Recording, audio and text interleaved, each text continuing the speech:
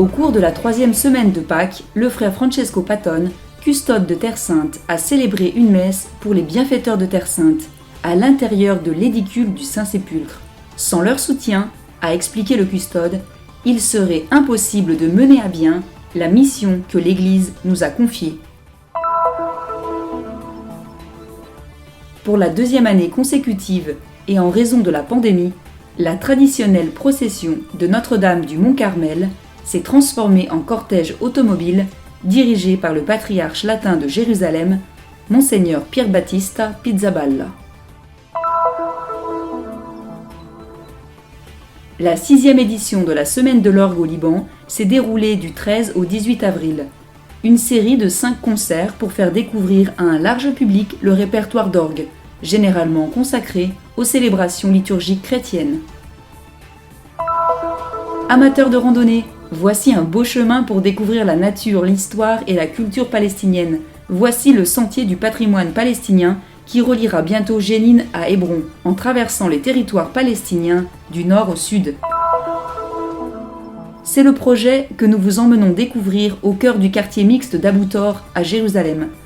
Une bibliothèque de rue qui contribue non seulement à la diffusion de connaissances en plusieurs langues, mais à de bonnes relations de voisinage.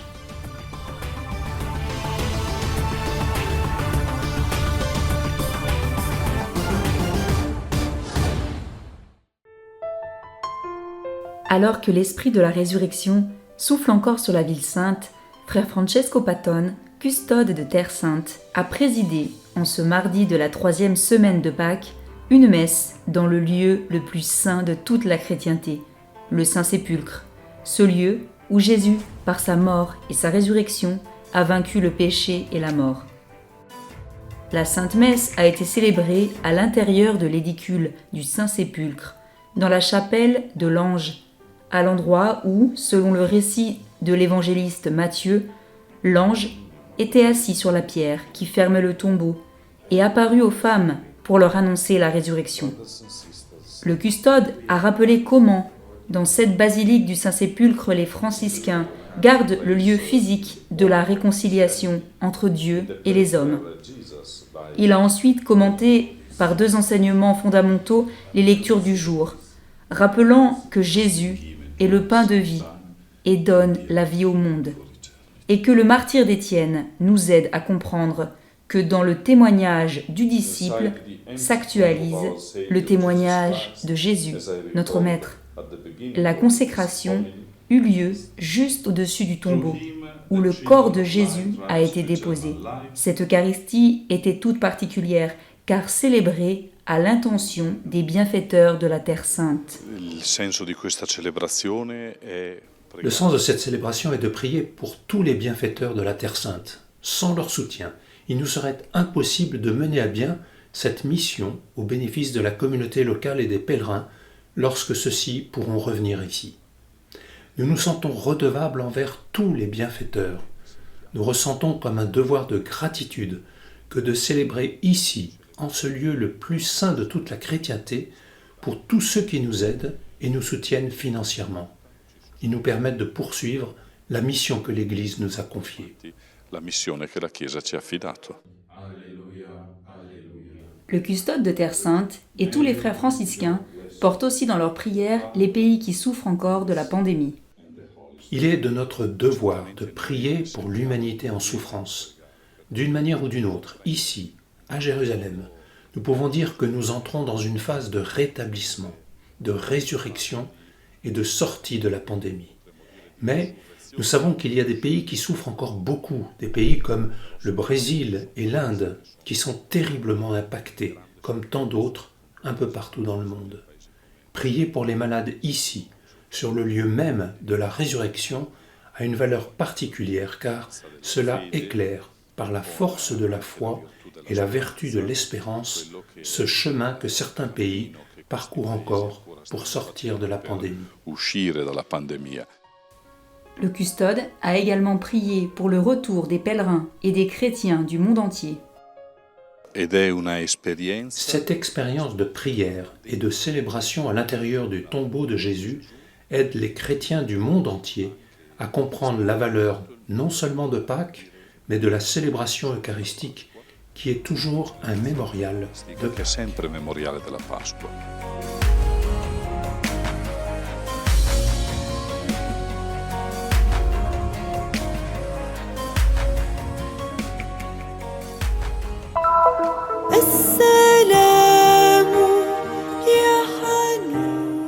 Au milieu de scènes émouvantes et dans une atmosphère toute particulière, la statue de la Vierge du Mont Carmel a traversé de nombreux quartiers de Haïfa. Un convoi de voitures a ainsi sillonné les rues de la ville durant 4 heures consécutives.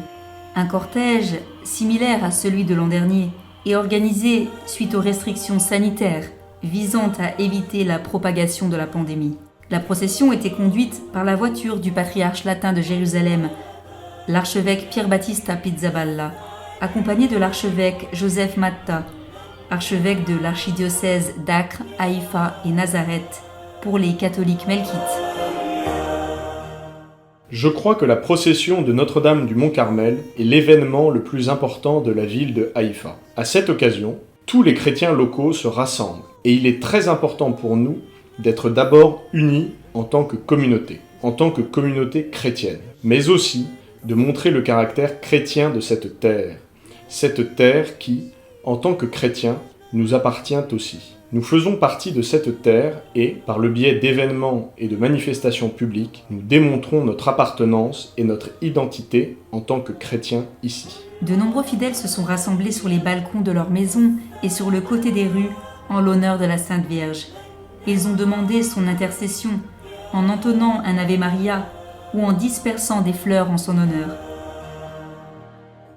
Une occasion pour beaucoup de confier leurs prières à Marie, un moment qui redonne aussi espoir et confiance à tous les fidèles.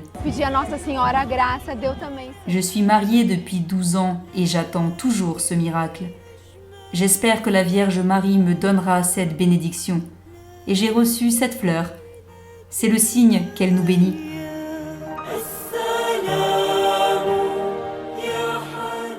C'est vraiment touchant de voir l'amour de chacun pour la Vierge Marie. Tout le monde l'honore. Cela me procure une grande joie. Cela signifie que le bien existe toujours. J'espère que cette procession pourra apporter la joie et la vraie paix dans le cœur de tous les peuples, que toutes les maladies et les guerres cesseront et que la paix pourra prévaloir extérieurement et intérieurement dans nos cœurs par l'intercession de notre Mère, Notre-Dame du Carmel.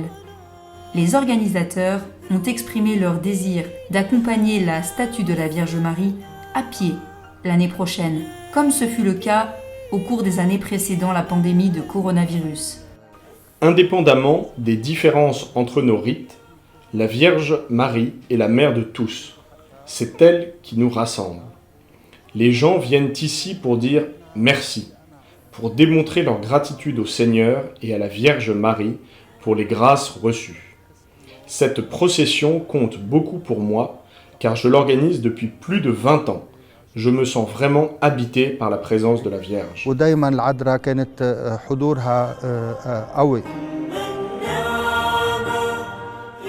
Ô Marie, Mère et décoration du Carmel, je vous en prie de soutenir ma fragilité avec vos vertus, d'illuminer les ténèbres de mon esprit avec votre sagesse et de réveiller en moi la foi, l'espérance et la charité, afin qu'elles grandissent chaque jour dans l'amour de Dieu et dans la dévotion envers vous.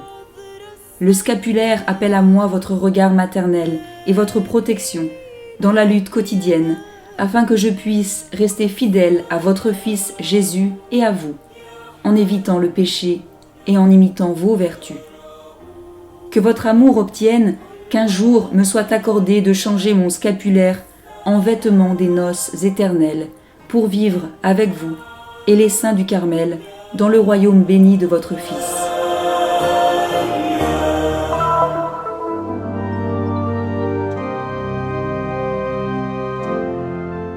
C'est le seul festival d'orgue qui se déroule entièrement au Liban. Et malgré les difficultés d'organisation dues aux restrictions sanitaires, sa 6e édition a pu avoir lieu. La semaine de l'orgue au Liban s'est tenue du 13 au 18 avril. Une série de concerts était organisée par l'école de musique de Notre-Dame University et le Terra Sancta Organ Festival, avec le soutien de l'Institut culturel italien et l'ambassade de la République tchèque au Liban. L'événement, auquel quelques spectateurs admis au dernier moment ont pu assister, était retransmis en direct par la chaîne libanaise Noursat. C'est comme un signe de renaissance. Habituellement, quand il y a une crise, le premier secteur à redémarrer, c'est la culture. Alors, nous voulions donner ce signe et nous tenions à réaliser ce festival cette année, malgré toutes les difficultés que nous connaissions. Non seulement la pandémie, les dates, lieux et heures de l'événement ont été déplacés à 2 reprises, mais aussi la grave situation économique du pays et les dommages de l'explosion. Les orgues de 2 églises ont été gravement endommagés par cette dernière. Là où il y a un orgue, il y a une église. Et là où il y a une église, il y a une communauté chrétienne. Ce festival est la contribution des chrétiens à une culture de qualité dans le secteur de la musique, car la musique d'orgue est ici perçue comme de la musique chrétienne. Mais de l'église franciscaine de la custodie de Terre Sainte de Harissa à celle d'Ajaltoun, de Zouk Mosbeh et Meissara, jusqu'à l'église nationale évangélique de Beyrouth, le festival a pour objectif d'attirer un public beaucoup plus large que la seule communauté chrétienne. L'idée de la semaine de l'orgue au Liban est la même que celle du Terra Sancta Organ Festival, dont il fait d'ailleurs partie. C'est de permettre à chacun d'écouter le son de l'orgue et de découvrir le répertoire d'orgue, qui autrement serait difficile d'accès parce que les orgues se trouvent principalement dans les églises et sont consacrés aux célébrations liturgiques, et donc beaucoup ne pourraient y participer.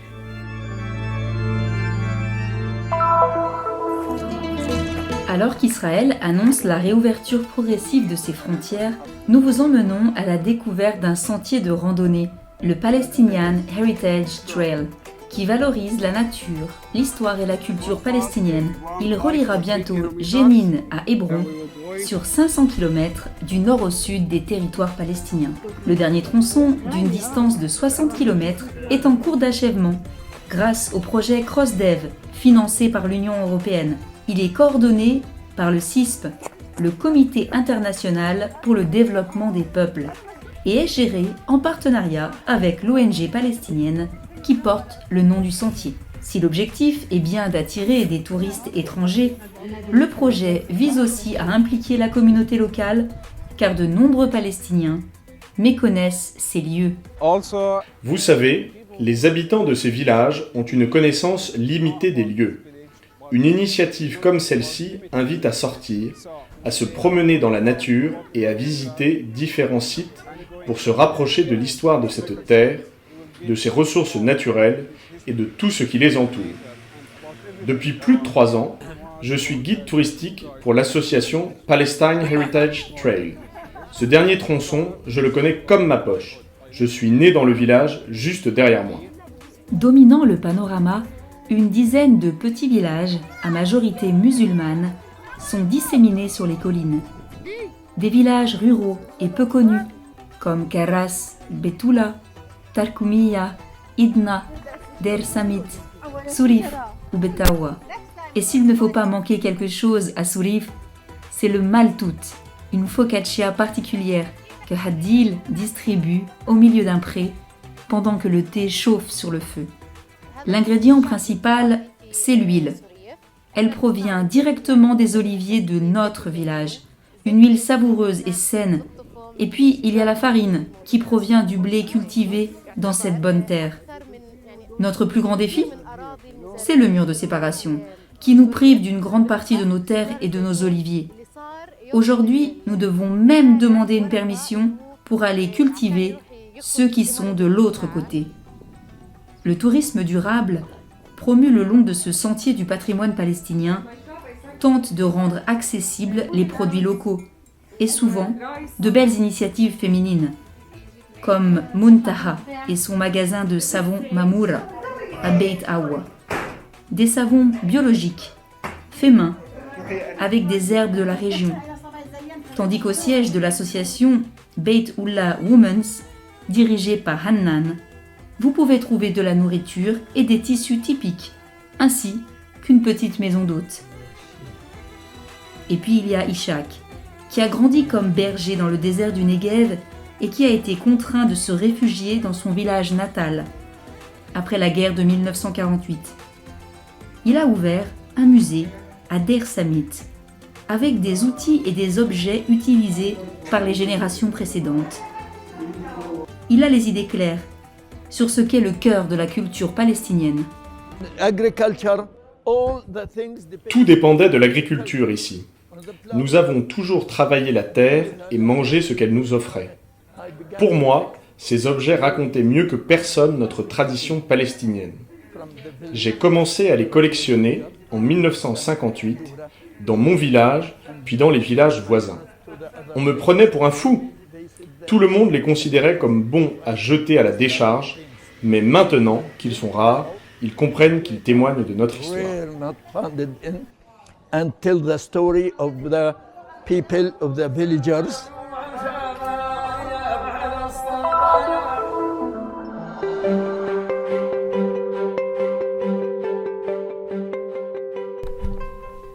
Juifs, musulmans et chrétiens vivent ensemble dans le quartier d'Abou Tor, situé au sud de la vieille ville de Jérusalem. C'est l'une des rares zones mixtes de la ville. Sur les quelques 15 000 habitants, au moins 13 000 sont de langue arabe. Les autres parlent hébreu ou d'autres langues étrangères.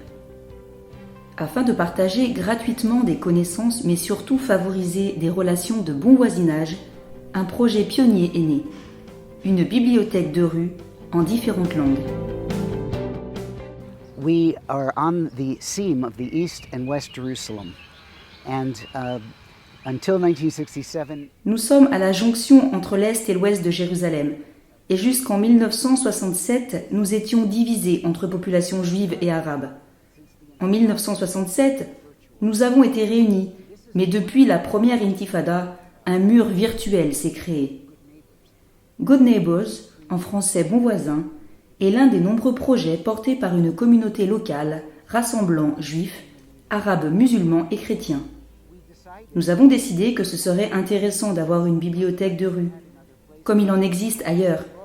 Et Laurie, qui arrange les livres et vous parle, est un exemple de citoyenne qui a su dire « Je veux voir changer quelque chose ». Et avec d'autres, elle l'a fait. and together with others, make it happen. Laurie a vraiment rendu possible cela. En se promenant dans le parc, les habitants ont la possibilité de s'arrêter et de profiter d'un moment de lecture.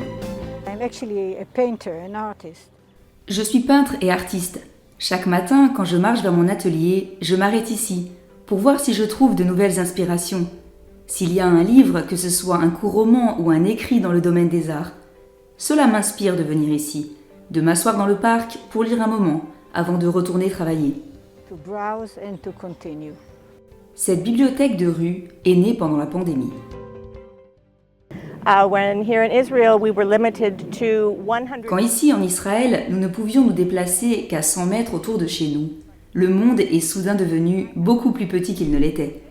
J'avais des tonnes de livres dans ma cave et quand je pensais envoyer à la bibliothèque anglaise de Gaza, mais il était impossible d'expédier quoi que ce soit depuis la ville, et encore moins à Gaza. J'ai donc pensé que je devais utiliser ces livres. J'ai demandé sur un groupe WhatsApp du quartier si quelqu'un avait besoin de livres. Des enfants, des adultes, des gens qui s'ennuyaient, qui se sentaient seuls. J'ai pris mon caddie et je suis allée de maison en maison avec mes livraisons. Voici des livres pour des enfants de 9 ans, des enquêtes, de la fiction. J'ai fait cela pendant quelques semaines et puis je me suis dit qu'il devait y avoir une meilleure façon de poursuivre l'initiative. La réponse est venue d'une vieille station de bus transformée en bibliothèque de rue. You can see that we're in the middle of a park. So the city has. Nous sommes au milieu d'un parc. La ville possède ses anciens arrêts de bus, qui sont progressivement remplacés par des stations nouvelles et modernes. Au lieu de jeter ces anciennes stations à la décharge, beaucoup d'entre elles sont transformées en bibliothèques, comme celle-ci. Les habitants qui viennent à la bibliothèque peuvent trouver des écrits en anglais, en araméen, en hébreu, en arabe ou encore en français. Et il y en a pour tous les goûts. And whenever I walk by, I'm always peeking over to see is anyone using. Chaque fois que je passe, je viens jeter un coup d'œil. Qui sait si quelqu'un utilise cette bibliothèque ? En général, la réponse est oui. Et il y a tous les âges, des petits-enfants aux aînés.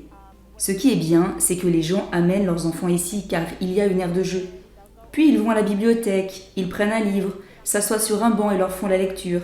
Puis remettent le livre pour le prochain venu. Un beau projet qui permet non seulement de partager des connaissances, mais aussi de construire des relations de bon voisinage et la paix.